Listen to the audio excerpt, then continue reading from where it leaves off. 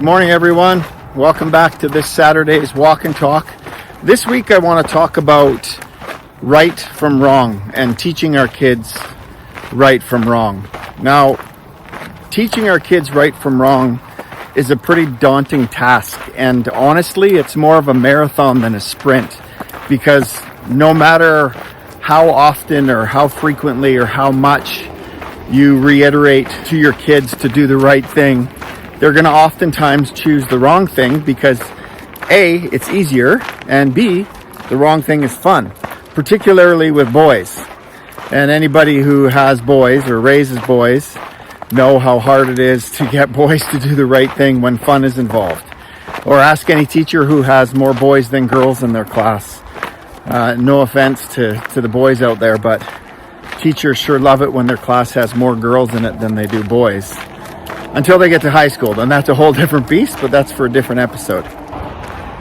So when it comes to teaching right and wrong, it's important for our kids to have a basic common understanding of doing the right thing as opposed to doing the wrong thing. And like I said again, it's one of those things that's really hard to teach and hard to feel like you're making any ground, because our kids are still developing their prefrontal cortex. And our prefrontal cortex is the part of the brain where reasoning comes into play. And that's developing all the way till kids are 18, 19, 20 years old. Regardless, we still need to do our part as parents and teachers to try to teach our kids how to do the right thing as opposed to the wrong thing. If you don't teach right from wrong early, for kids when they're little, it'd be like waiting in a lineup, not talking out of turn, listening when an adult's talking, sitting at the... It's just an eagle screeching. Every week I've got a friend. Where was I? Sitting at the dinner table, taking your hat off at the dinner table, being kind to your friends, no hitting, no pushing, no running in stores, all things like that. And so if we don't do our due diligence, when kids get to school who have not been taught right from wrong, they're going to struggle with school rules. They're going to struggle with authority. And I don't mean authority in a negative way, authority being a teacher, a secretary, a bus driver, like sitting down on their bus seat and being safe. And a lot of times teaching right from wrong is about safety. And then if you look at it from a perspective of how they are in the community, you want your kids to be able to do the right thing when they're at the swimming pool, or you go to the movie theater, or the mall, or they're just walking down the sidewalk, because it makes for a more pleasant outing with your kids. You want your kids to use the garbage can. You want your kids to say please and thank you. You want your kids to not swear. You want your kids to hold the door for people. You don't want your kids screaming or running around in Walmart, for example, or the grocery store, bumping into people. All of those things matter. When you do teach right from wrong, oftentimes your kids become those kinds of kids who develop leadership qualities much earlier. When you teach your kids right from wrong, they may not like the rules because, like I said before, it's a lot easier to do the wrong thing and it's a lot more fun. But at the end of the day, your kids will understand rules, and they'll understand why you have to have them. They'll understand the structure, and they won't feel like they're being oppressed, which makes their life a little bit easier. Plus, it opens the door for them learning more, being open to new things, new challenges, makes it easier for them to get along with their friends. The other great quality of teaching kids right from wrong early is they'll often do the right thing when nobody's watching. You've heard that quote, test a person's character, see what they'll do when no one is watching.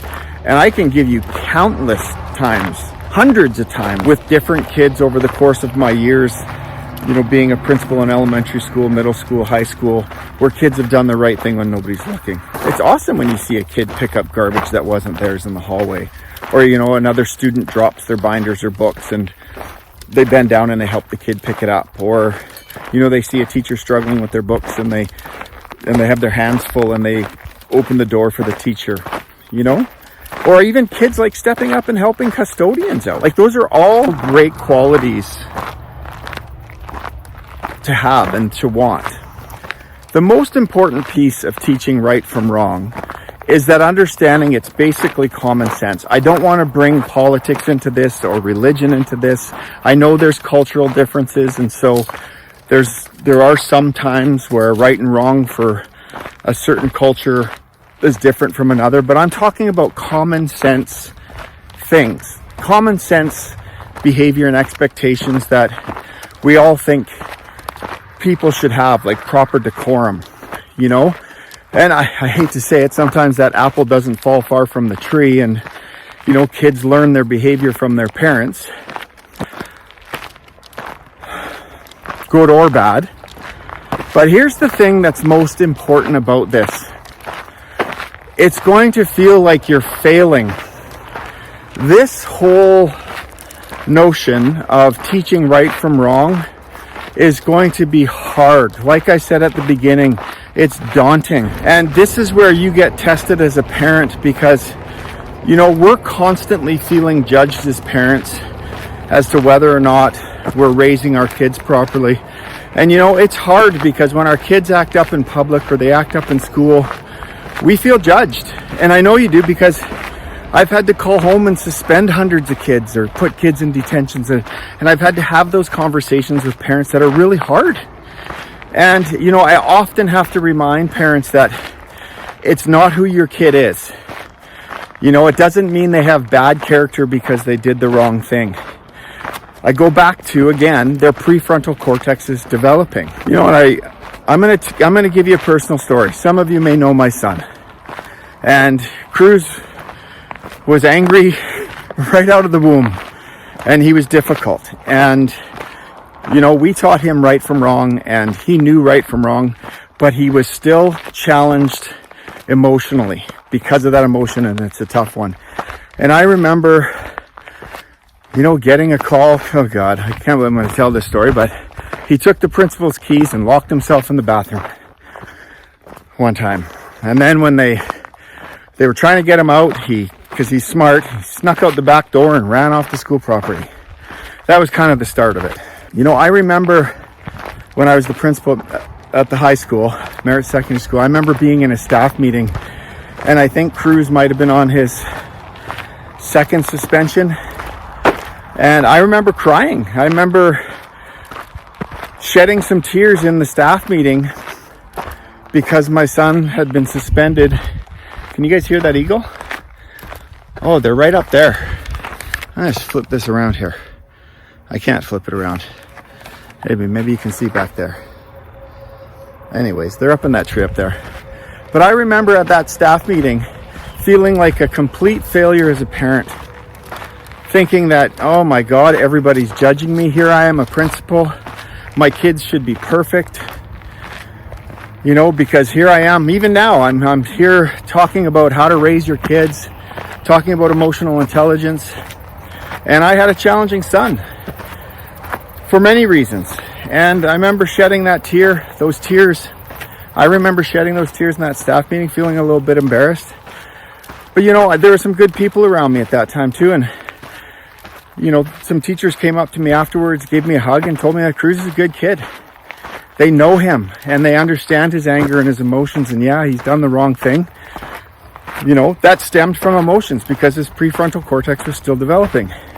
And so, the point of me telling you about Cruz and his struggles, the point is this, it's that we're not perfect parents, and it's hard, especially around teaching right from wrong. Manners is a different situation though. Okay? Teach manners. Kids can learn manners, and they should have manners. And that's one thing I can say about my kids. They have great manners. And the best way to tell if your kids have good manners is when they go to their friends' houses. Because when they're at our house, you almost think they don't have manners. But when they go to their friends and you hear from their parents, it's like, and they'll tell you, God, your kids have great manners. It's like, thank God. So anyways, to make a long story short, I want to reassure you that if you just stick to it, parents, stick to teaching right from wrong. And again, use common sense. Think about proper etiquette and decorum out in public, at schools. You know, if your kid struggles with their emotions because their prefrontal cortex isn't developing as quick as you want it to, and they sit in that zone of fight, flight, and freeze because their amygdala is more powerful, stay the course. Because I can tell you, I've been in 3 elementary schools, 3 high schools, middle school. I always have to have conversations with parents when their kids get to grade 8, 9, 10. And I just tell them to hang on. And I always promise them that by the time your kids gets to the other end of grade 10, grade 11, grade 12, it'll be fine. As long as you stick to your messaging, getting them to the right thing, they do turn. And and it's funny because when I was that parent, and I still am because I have one more teenager, it was hard to believe that they would, but they do.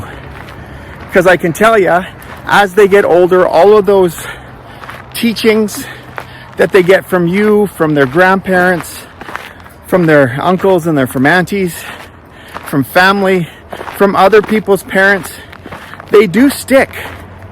They do stick. And you'll see, and I see it now, having a kid who's 19 years old, who's respectful, he's kind, he's courteous, he's open and inclusive, and it does work. And in the end, it works out. And that's the piece where I talked about earlier, where it's not a sprint and it's a marathon. And that is super important. And the reason why you have to hang on when they're in grade 7, 8, 9, and 10 is because their peer group is 10 times more important to them than you and anything else. And so when they're with their peer group, and if their peer group's doing the wrong thing, they're more than likely going to do the wrong thing because it's more fun and they'll fit in, and that matters. However, if you teach them how to do the right thing in tough times, they will make difficult decisions and do the right thing. Like, for example, not getting into a car with a friend who's drinking and driving. Anyways, a little bit shorter of a walk and talk, but again, teaching right from wrong is not a sprint, it's a marathon. And I know it's going to feel like it's not working. And I know it's going to feel like you're not that great of a parent, but I can tell you, you are. And if you hang on, it's going to be fine. So, on that note, peace out.